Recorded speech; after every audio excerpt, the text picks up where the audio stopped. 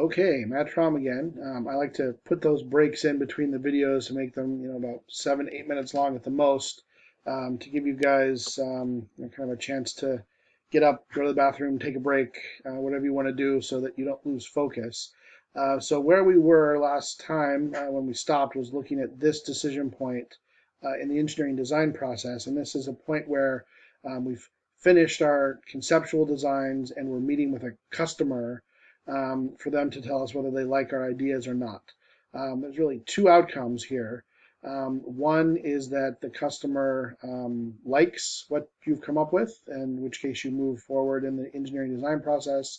In the case that the customer does not like the concepts that you've come up with, then you go back to the drawing board, head back down, and repeat the brainstorming process associated with concept design, and hopefully you haven't upset the client too much, and you can march your way back up and have another meeting with them and then move forward in the process with a new set of concepts.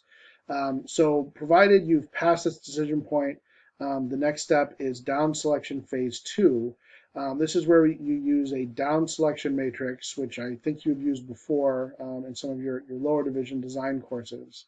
The purpose of the down selection matrix is for each subsystem or each kind of function that this artifact that you're designing has to carry out to satisfy the customer. You want one concept to emerge as the favored one that moves forward into the prototyping phase. So in down selection, ultimately you're going to come away with one concept for each function of this artifact that you're building. And the quantitative metrics that you produced way back here in step 3 are very useful here because you can make this matrix quantitative using these numbers, and you can plug in numbers into the matrix and out will actually pop a number from the matrix which tells you specifically how much more the winning solution, how much better the winning solution is than the other solutions behind it. So having those quantitative metrics allows you to make changes or tweaks if you need to as you move through the design process to ensure that you've truly got the right solution.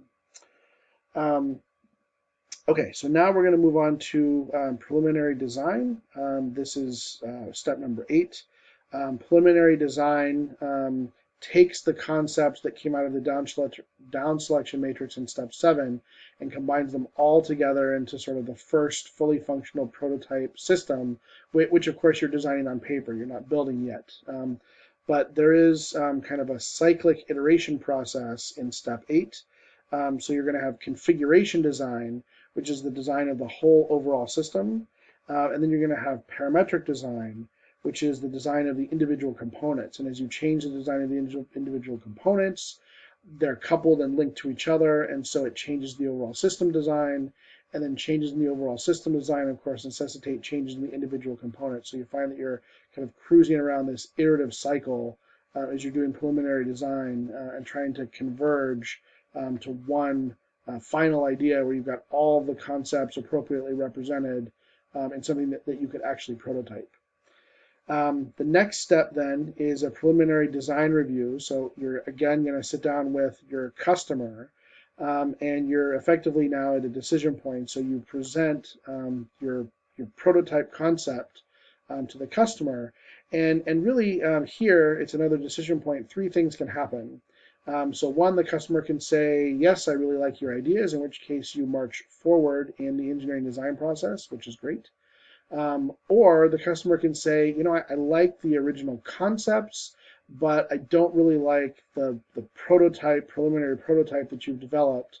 Why don't you go back and revisit this concept that I liked, or this concept that I like, and see if you can incorporate those into the design. And so in that case, you would head back down this way, back to preliminary design, and you would redo this iterative process and hopefully come out with something that's better, that addresses the customer needs better.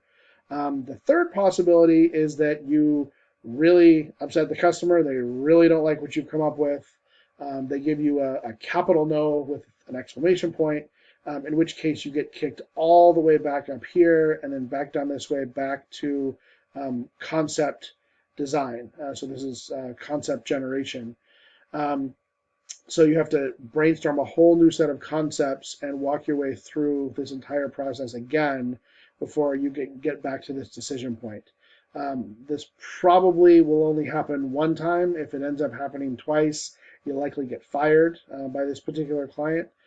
So we hope that this doesn't happen, but if it does, okay, then you have to go back to generating the concepts and go all the way through the process again.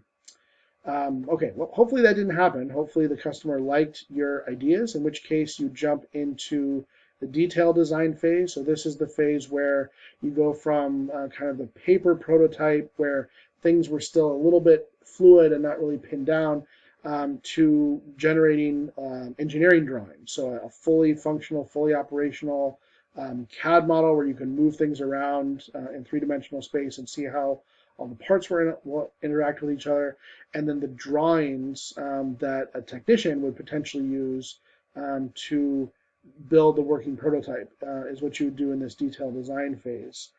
Sorry, switch pages here. The detailed design phase is the most costly and labor intensive. And prototyping is really key here. So you actually do want to build something if it's at all possible to do that.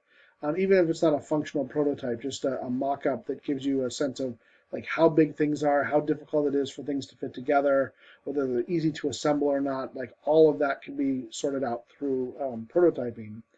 And in this phase, you're going to sort of have another iterative cycle where you oscillate between three different activities. So I mentioned prototyping, that's one. Designing is two, so that's modifying the CAD drawings to better reflect what you're finding as you're going through the prototyping process in terms of the usability, the assemblability, the design for manufacturing, design for assembly, and so forth for this design. And then there's the third step is analysis. So you're analyzing those changes to make sure that you're still meeting the customer needs and this thing still operates the way that you expect it to based on the previous analyses that you did before. So those three steps are prototyping, designing, analyzing. Prototyping, designing, analyzing. And you run through that cycle here until ultimately you converge to the final product design, and that leads us to step 11, which is the final design review. So the final design review is the final meeting with the customer where they tell you absolutely whether or not they like the final product and whether they want to proceed with essentially a production run of this artifact that you've designed for them. Okay, and that brings us to the green line. So that's the end of what we're going to talk about for design 2. Those are all the steps we're going to walk through in our class. I am going to do one more video while I step across the green line here and talk about the last couple of steps of this process. But that summarizes what we're going to do this semester, those 11 steps, to get to a final design review, which we will actually present to our customer and a group of outside panelists who are engineers, who are the sponsors of our Capstone Design Program, to get their input before we cross this threshold into Design 3. Okay, so one more video, but I'm going to take a break now, let you guys go run to the bathroom, get some water, something like that, and I'll see you back in a minute or two. Okay, thanks.